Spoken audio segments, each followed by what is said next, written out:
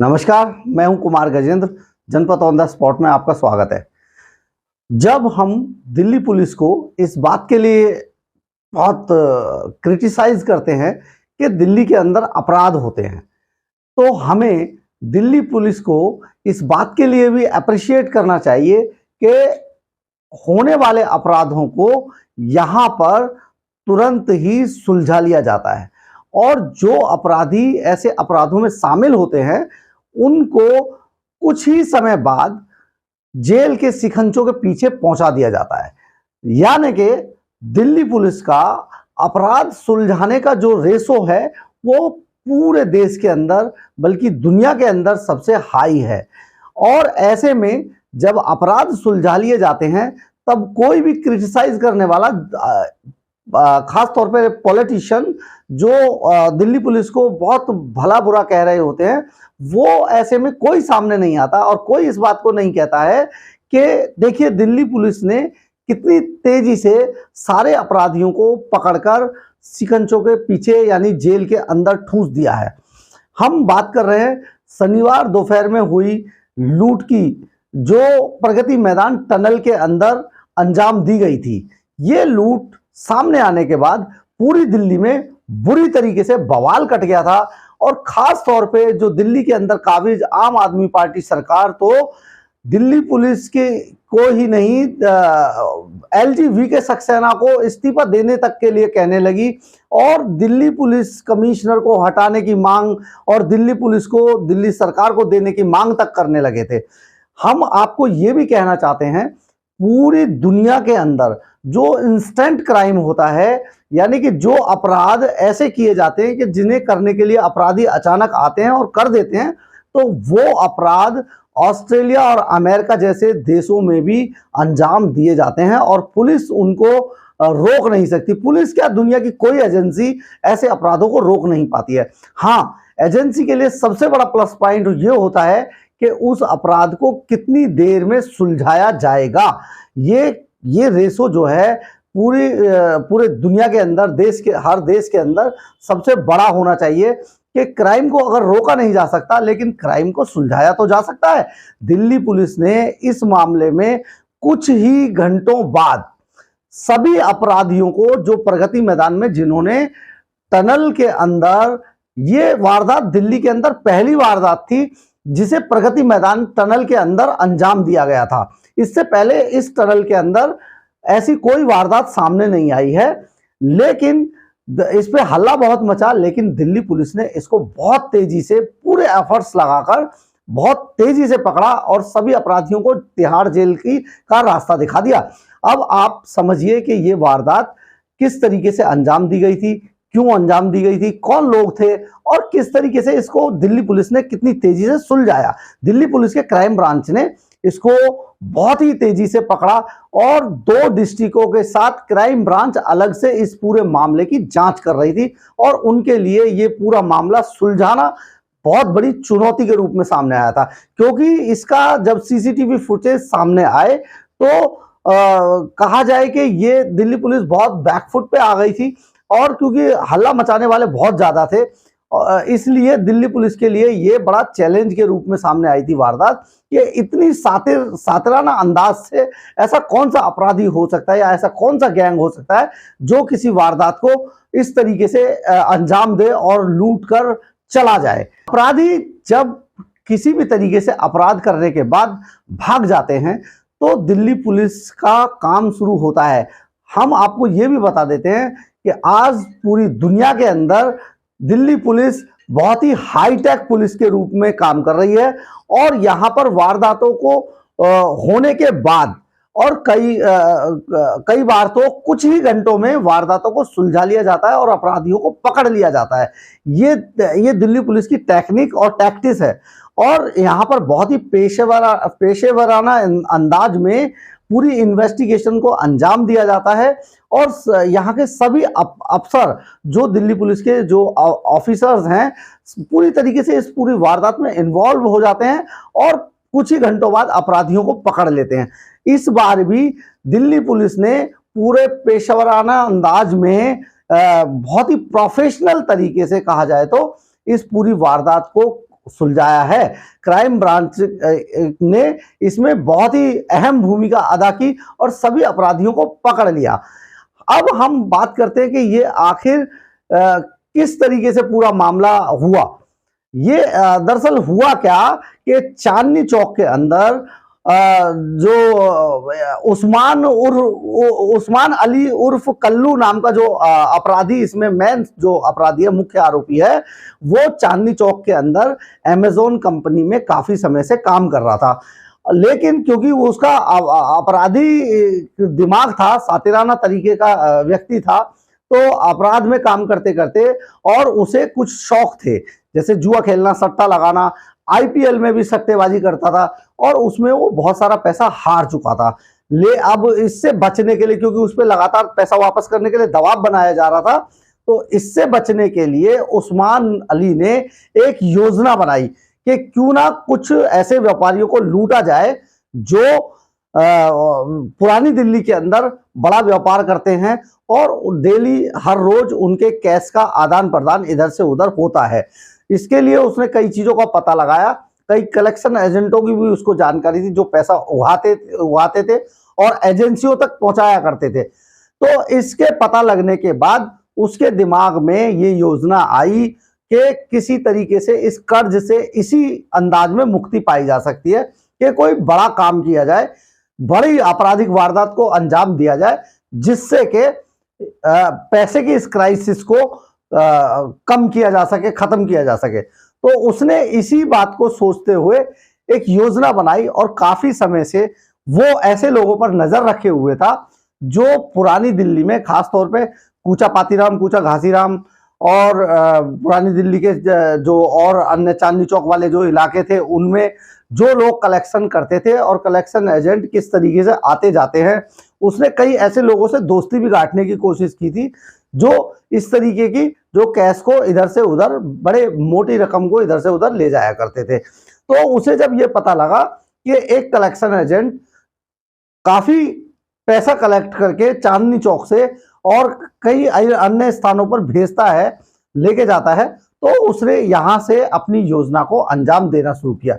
इसके लिए उसने अपने कई साथियों को संपर्क किया और हथियारों का जुगाड़ किया, बाइकों का जुगाड़ किया और उसने इस कलेक्शन एजेंट को शनिवार के दोपहर में, जब ये कलेक्शन एजेंट कलेक्शन करने के बाद एक बैग में रकम लेकर चला और इसने लाल किले से गुड़गांव जाने के लिए एक कैब हायर की।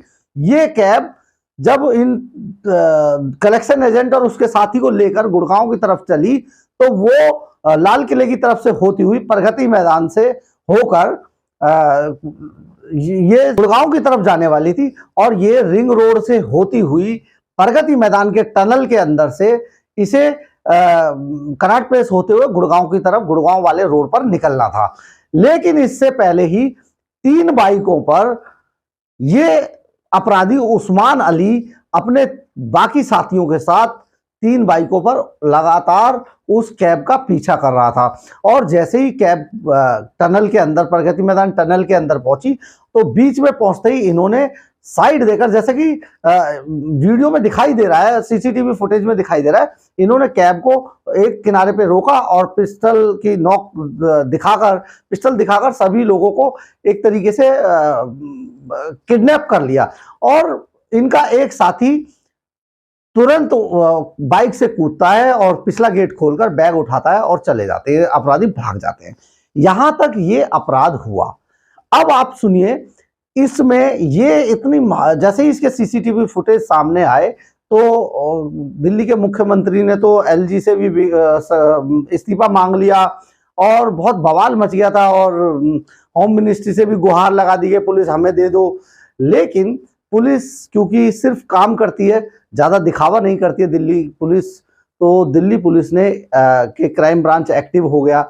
इसके अलावा जो नॉर्थ दिल्ली पुलिस थी, उसके अलावा जो नई दिल्ली पुलिस थी, नई दिल्ली जिले की पुलिस थी, नॉर्थ दिल्ली जिले की पुलिस थी, इन्होंने अपने अपने तरीके से काम करना शुरू कर दिया। क्योंकि लाल किले से ये शुरू हुई थी कैब, तो इसलिए नॉर्थ दिल्ली का इलाका पड़ता था, तो नॉर्थ दिल्ली पुलिस ने इसके संज्ञान लिया इस मामले पर और क्योंकि ये जो प्रगति मैदान है वो नई दिल्ली जिले में आता है, तो अपराध प्रगति मैदान टनल के अंदर हुआ था, इसलिए दिल्ली पुलिस, नई दिल्ली जिला पुलिस भी एक्टिव हो गई। लेकिन ये पूरा मामले को हेड कर रही थी, मुख्य रूप से क्राइम ब्रांच हेड कर रही थी। और क्राइम ब्रांच ने जब यहां से डंप डेटा उठाया, हालांकि जाने से पहले उन्होंने अपने मोबाइल स्विच ऑफ कर दिए थे सभी लोगों ने, लेकिन डंप डेटा उठाते ही एक चीज जो सबसे ज्यादा सामने आई इसमें, क्योंकि ये कई सारे अपराधी एक ही स्थान के रहने वाले थे। आप समझिए, हम बीच में आपको ये भी बता देते हैं कि दिल्ली के अंदर इस टाइम पे आउटर नॉर्थ जिले में जो भलसवा डेयरी है या बुराड़ी है, संतनगर बुराड़ी है, या उससे उसके आसपास के जो इलाके, राजीव नगर हुआ, जहांगीरपुरी हुआ, ये बेहद सेंसिटिव हो गए हैं और इनमें क्रिमिनल्स की भरमार है। इन पे पुलिस को खास तौर पे इन इलाकों पर अपना फोकस बढ़ाना होगा, क्योंकि ज्यादातर अपराधी अब इन्हीं इलाकों से आ रहे हैं। पिछले दिनों आपने देखा होगा लड़की का किस तरीके से मर्डर कर दिया गया था। ये सभी नशेड़ी टाइप के अपराधी भी हैं। यहाँ पर नशे की प्रवृत्ति ज्यादा है युवाओं के अंदर, इसलिए वो नशे की चपेट में है और नशे के लिए भी अपराध करते हैं। और तो अब हम आगे बढ़ाते हैं अपने बात को। तो जैसे ही उन्होंने कहा, डंप डेटा उठा के पुलिस ने ये किया, एक जांच अधिकारी जो इस क्राइम ब्रांच की पूरी टीम को लीड कर रहे थे, उनके अनुसार उन्होंने पूरे डंप डेटा को बहुत तेजी से छानना शुरू किया। तो उसमें एक चीज निकल के आई कि कई ऐसे नंबर थे जो संत नगर, बुराड़ी और राजीव नगर, जहांगीरपुरी जैसे इलाकों में चल रहे थे, एक्टिव थे। तो जब उन्होंने सभी नंबरों को जीरो डाउन किया तो उनमें से कुछ लोगों के बारे में पता चला।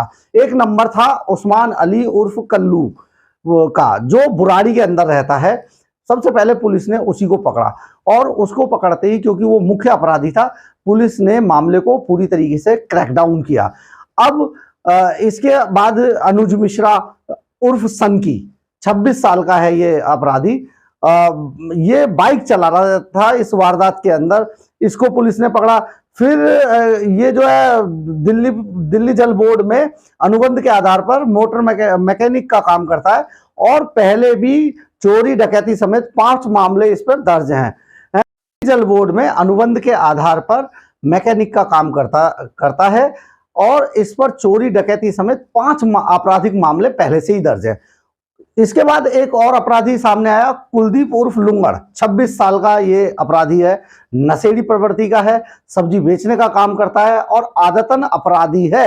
ये जहांगीरपुरी इलाके में रहता है और इस पूरी वारदात में जो पिस्तौल और कारतूस बरामद हुए हैं और जो इस्तेमाल हुए थे, वो इसी ने, कुलदीप उर्फ लुंगड़ ने ही उनका अरेंजमेंट किया था।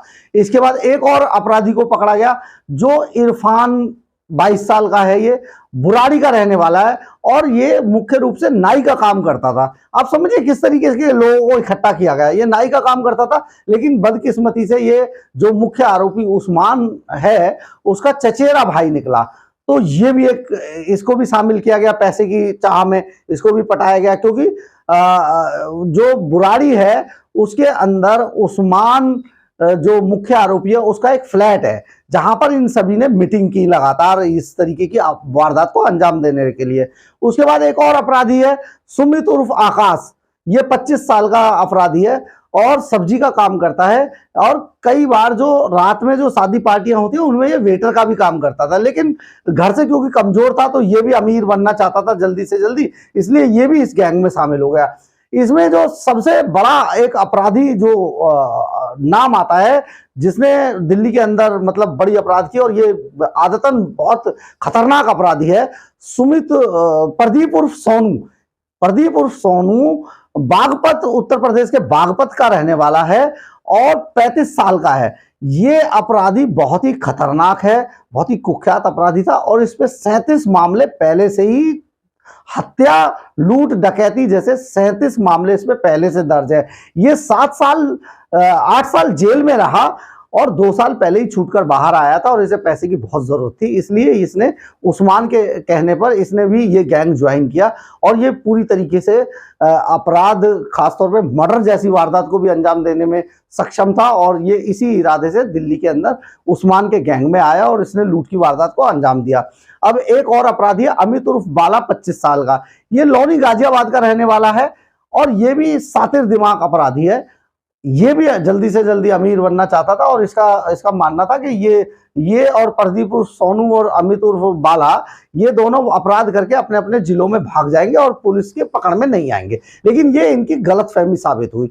अब पुलिस ने जब इन सभी अपराधियों को पकड़ा तो इनसे एक पिस्तौल, 4 कारतूस और जो 2 बाइकें जिन पे फर्जी नंबर प्लेट लगाई हुई थी और एक बाइक अभी बरामद होनी बाकी है, लेकिन अपराधी सारे पकड़े गए हैं। 4,98,000 का कैश भी इनसे जो लूटा गया था वो बरामद कर लिया पुलिस ने।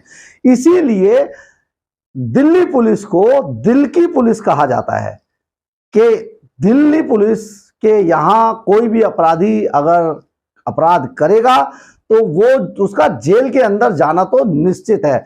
दिल्ली में ऐसे ना के बराबर अपराध है जो पिछले 10 सालों के अंदर दिल्ली के अंदर घटित हुए हों और उनमें अपराधी पकड़े ना गए हों। जय हिंद, जय भारत।